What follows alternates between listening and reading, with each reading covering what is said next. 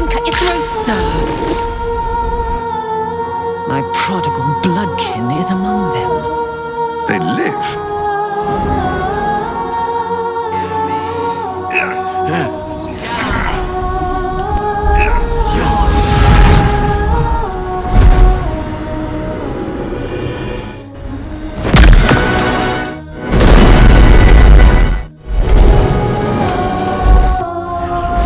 Aid an lineage against Githyanki. We cannot. I am the one that came to you in your dreams. We can turn the tide. More tricks. I will have answers. An adventurer, I came from Baldur's Gate, though I was never one to be constrained by circumstance. I longed for more. That longing brought me to Moonrise Towers on a search for treasure, to a colony of mind flayers who caught me, changed me into what I am now.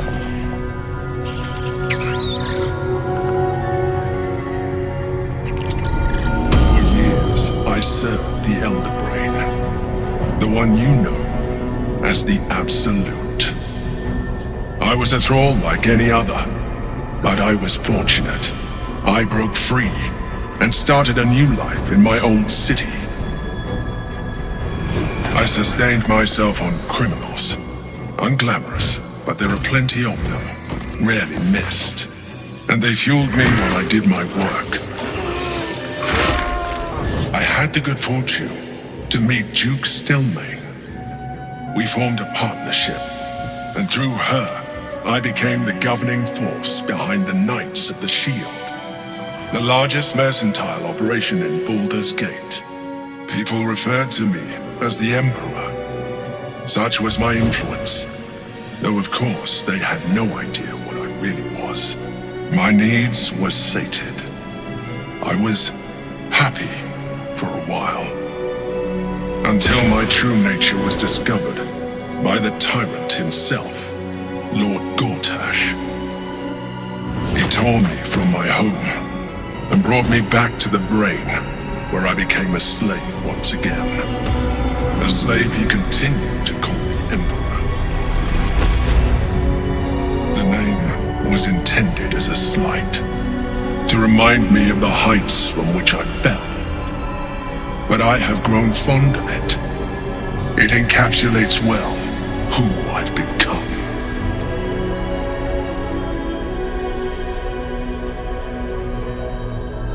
Indeed, his hubris knows no bounds. To enslave me, that was his nature. But to enslave an Elder Brain, a questionable decision. I shall look forward to sharing his downfall with you.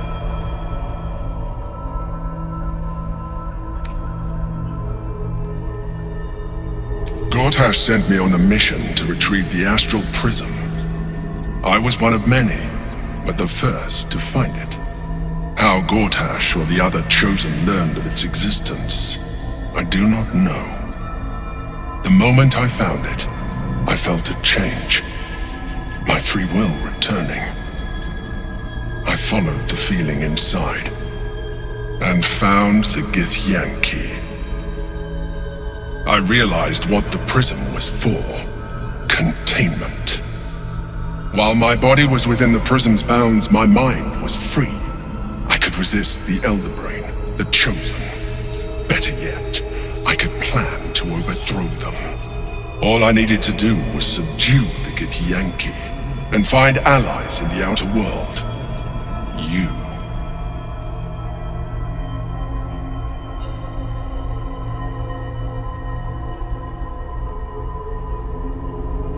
Prince Orpheus, son of the first leader of the Githyanki.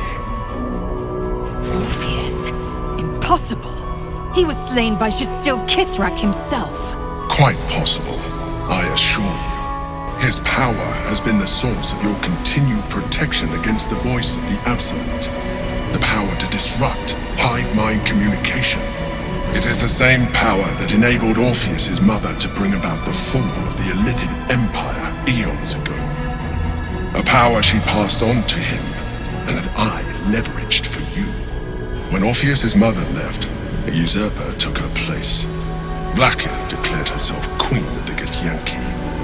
Blackith wanted his power, but Orpheus rose against her, and so she sealed him and his honor guard within this prison. Bound by infernal chains, Orpheus could never leave. Bound by duty, his guard never would. They were close to breaking my hold on that prince. And if they had succeeded, we would be lost. I am relieved. You have embraced your potential enough that you could help me eliminate them. Alone, Orpheus will be much easier to control. Control him? Skra! You must return him to his people. That would be a terrible idea.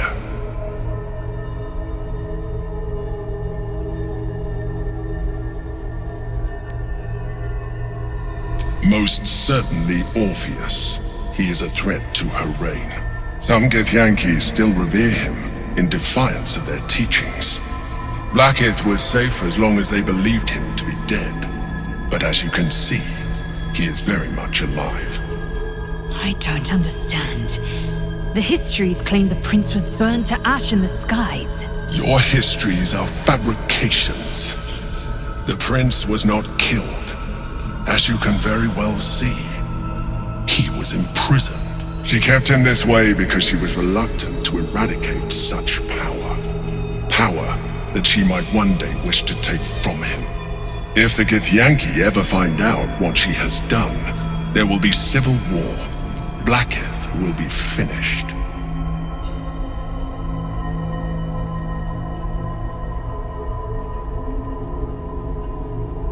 The moment he is free, he will attack you. Your only defense would be to kill him, and in so doing, you would doom us both. Even though he is subdued, you feel Orpheus's revulsion, a pulsing hatred that cannot be contained. The Emperor is telling the truth. To him, you are just another wretched illithid. You carry a tadpole. As far as Orpheus is concerned, you are already a illithid, a sworn enemy, just like me.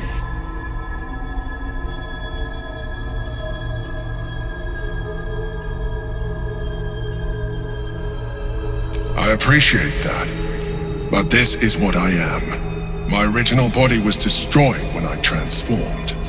When I first escaped the Elder Brain, I searched for a new vessel, but the longer I inhabited this one, the more it grew on me. I realized that returning to my former self would only impose limitations.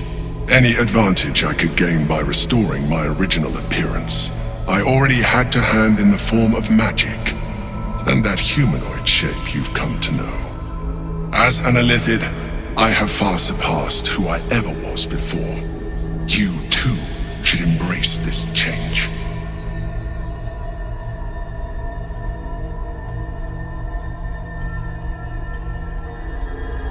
I believe we'll have a better chance of defeating the Elder Brain if you embrace your latent illithid potential. I've been studying you for a while now. I believe I can trigger the next stage of your tadpole's life cycle while continuing to preserve your independence. You have seen what I can do. Imagine yourself with the same strength, the same intelligence, the same devastating beauty. If you let me, I can evolve you.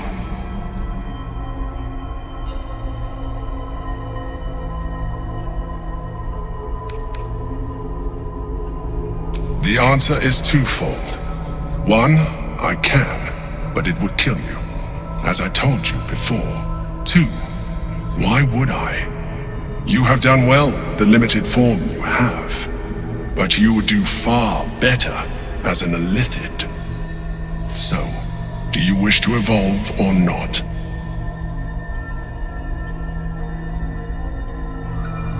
You will be able to do things you never thought were possible.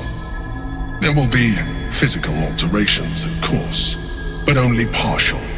You will retain most of your current form, and you will soon see that the benefits outweigh any perceived loss.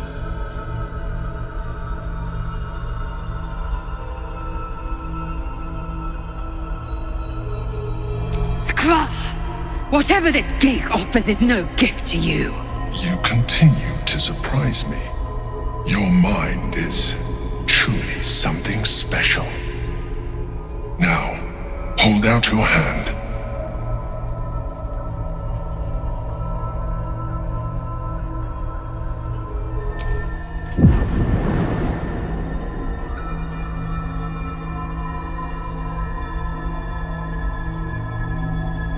It wants to evolve, but it cannot do so alone. It must commune with another. A tadpole, nurtured by the psionic energy of the astral plane, cocooned here for millennia. It has become extraordinary. The tadpole prickles with excitement, its thoughts rampant and chaotic in its rush to communicate with you. It is impossible to discern any single intention.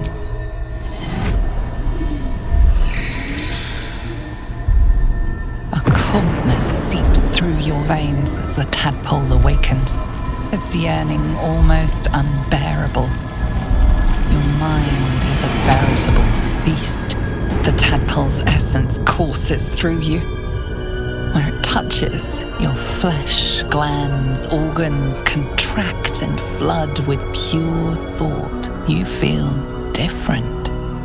Your body has never felt more connected. Your mind present in every flex of a joint or muscle. You are exquisite. When your allies see what you can do, I hope you encourage them to try it for themselves. But we mustn't lose focus. We need to resume our journey. You heard the Chosen. The brain has gone to the city, and the army marches to follow. We must not let them reach it. We must find the brain and bring it under our control.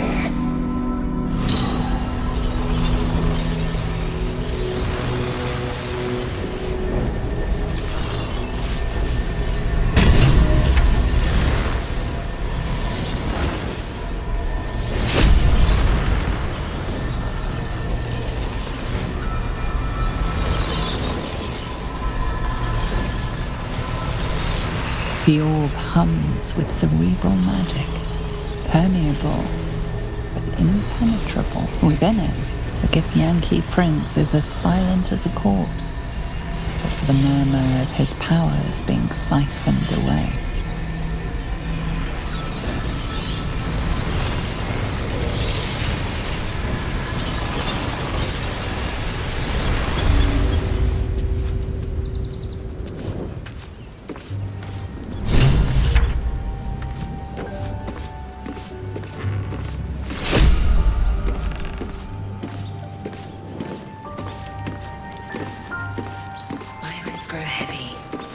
Best to make.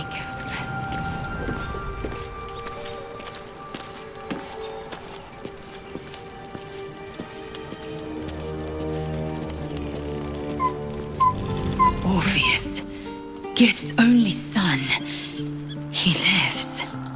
It is not the Geich visitor that Vlaakith would destroy and Voss would set free. It is Orpheus, the blood of the mother, the prince of the comet. Listen close. The Emperor spoke only in half-truths. For you to know the tale of Orpheus, you must know the tale of Gith and of Vlaakith. Long ago, when we rose up against our Geich slavers, Mother Gith made for the Hells to secure an alliance with the archdevil Tiamat. Tiamat gifted the Githyanki our red dragons. Gith remained in the Hells, and Tiamat's envoy proclaimed Vlaakith our ruler. The first Vlaakith of many. It is Vlaakith 157 whom my people now call Queen.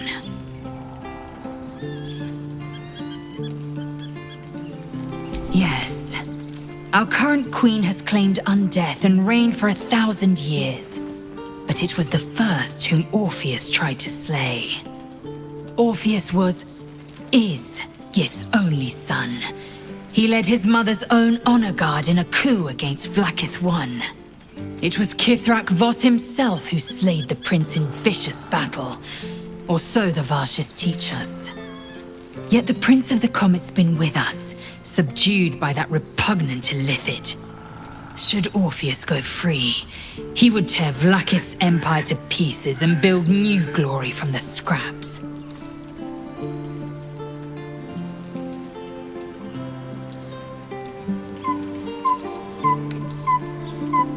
The seed and the sower. Every word Voss spoke, he spoke true. Orpheus is the living proof of the Queen's lies, and the living weapon that conquered our Geich slavers. One word from his lips, and the people would doubt. 2 words, and they would rage. 3 words, and they would bow to the true heir.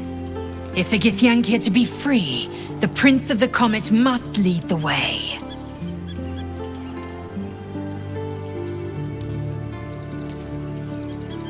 The historical slates describe Orpheus as a fearsome, terrible creature, powerful beyond measure and enthralled by the Geich. So mad with power, he'd smash through the Githyanki Empire and deliver the shards to his illithid masters. And glowing with such psionic force that he and his red dragon blazed a trail through the skies. A lethal comet careening towards my people. Lies, of course. Vlaakith spread a false image of Orpheus as monstrous betrayer, and her knights as the butchers who sliced him through.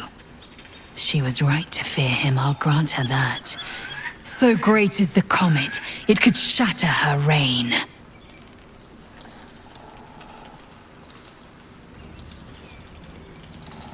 The Emperor may be loathsome, but it's right. Orpheus can disrupt a Geich hive mind. A talent like that makes the Prince a powerful shield and a powerful weapon. Why destroy a weapon like that, when you can contain it in a relic and keep it for yourself?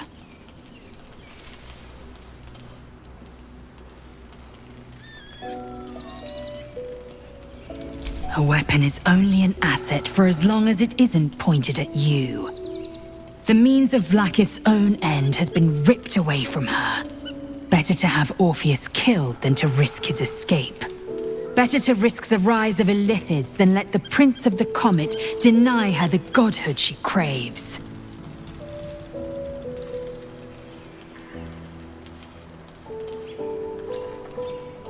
Orpheus is honor guard, loyal to the end.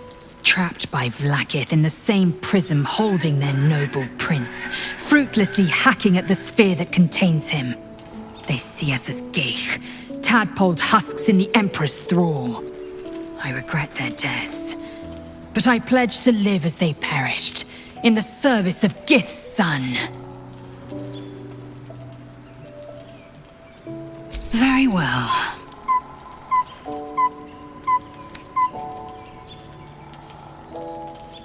It also promises to break us beyond repair. This ossified parasite does not make us more, but less. Do you not feel the cold where once there was heat?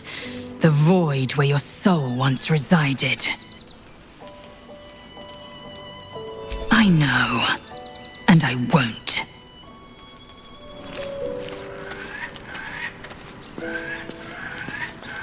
So, there's been a mind flayer inside the artifact, or astral prism, the whole time we've had it. Sounds like utter madness, even though I've seen it with my own eyes. The more I learn, the less I understand just why I was sent to retrieve that thing. But it matters little now. I do not serve Shah anymore, nor the Mother Superior. The prism is no longer my mission. Saving my parents is. But I digress. Did you want something?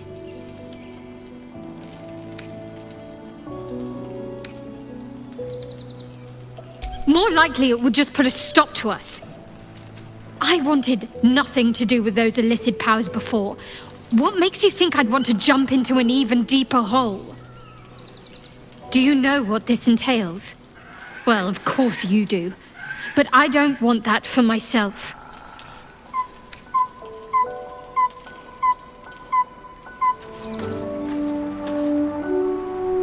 You wish to consult me?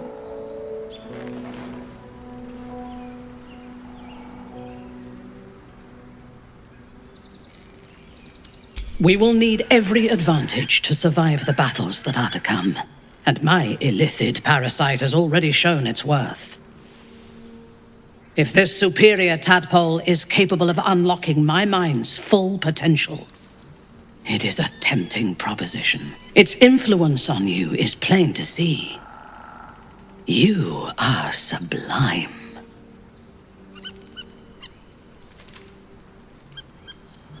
I will be unstoppable.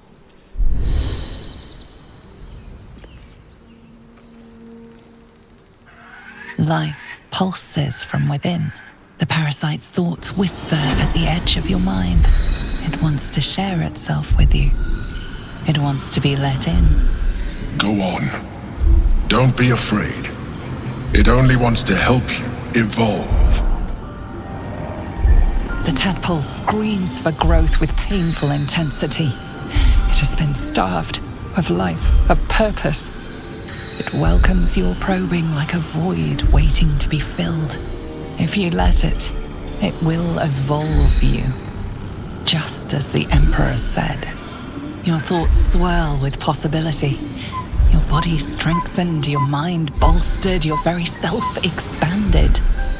All within your reach, if you open your mind to the parasite.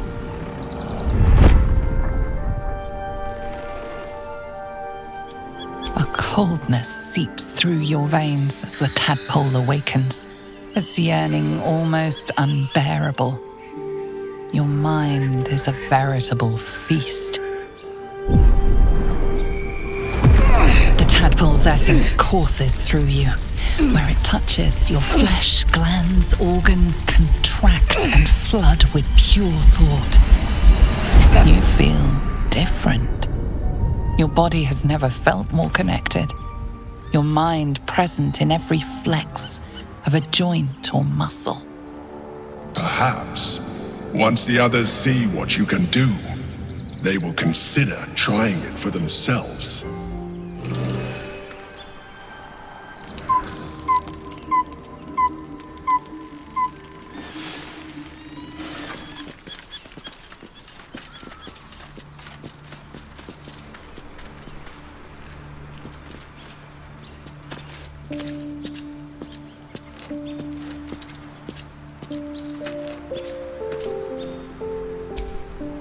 Be honest. What do you think of the new look?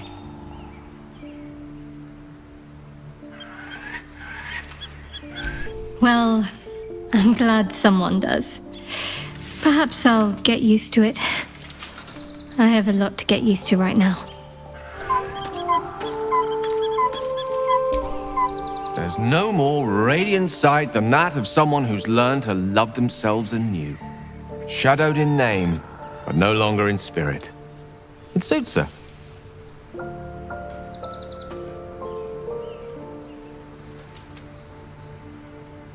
I can only imagine what I could do were I to adopt the biology of a mind flayer.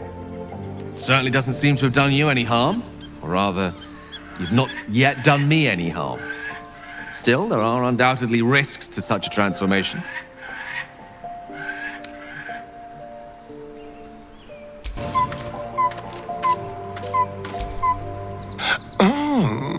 We have a new look for a new Shadow Heart.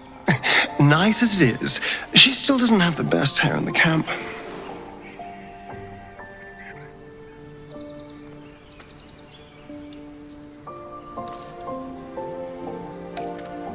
Don't look at me like that. I know what you're going to say. The answer is no. No.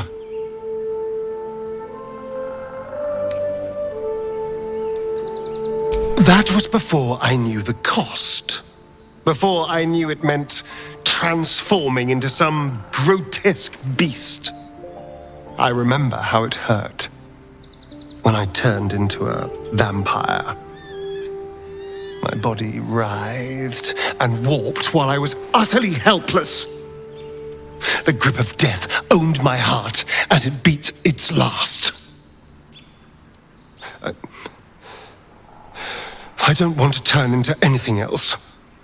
I can't do that again. I can't watch my body be taken over.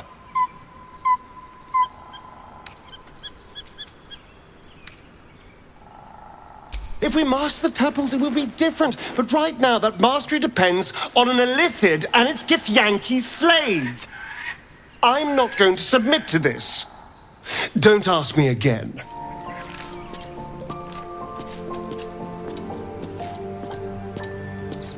Inconceivable that we would seek release from one tadpole only for you to commune with another. I chide you if my mind were not consumed by the sight of Orpheus within his domed prison. The Prince of the Comet lives, but make no mistake. I can see the change in you, feel the parasite worming its way through you even further. You have invited your own misery. I will not break our alliance for it, but I will not condone it.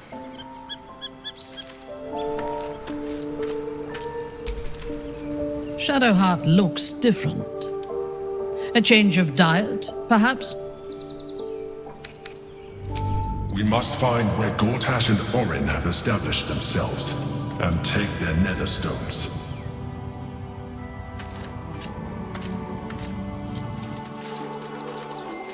My former peers will be watching, no doubt.